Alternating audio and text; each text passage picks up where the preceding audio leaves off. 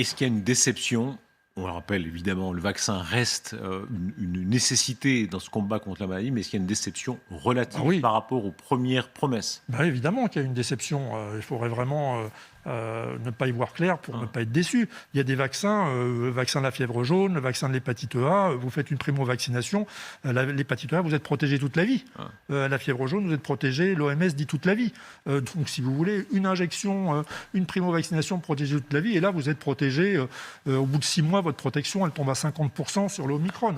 Donc, si vous ne faites pas le rappel, donc si vous voulez, clairement, c'est pas un très bon vaccin, et surtout, c'est éphémère, quoi. C'est-à-dire, c'est pas une durée de protection qui se chiffre en années, ça ne chiffre même pas en mois. Est-ce que c'est comparable à d'autres types de vaccins? Vous êtes infectiologue, vous avez vu rouler votre bosse, Oui. Vous avez constaté? Oui, puis je suis quand même un spécialiste de médecine des voyages, donc des vaccins, je connais, j'en ai utilisé beaucoup, puis je suis très pro-vaccin en plus, pour moi c'est un des plus gros progrès de la médecine. Ben non, on ne connaît pas. C'est-à-dire, il y a le vaccin contre la grippe, qu'on est obligé de refaire tous les ans, parce que le virus de la grippe mute, bon voilà. Mais en dehors de ce vaccin antigrippal qu'on renouvelle tous les ans, il n'y a aucune autre situation où on est obligé de renouveler un vaccin à rythme pareil, puisque je vous dis, même une injection peut vous protéger toute la vie.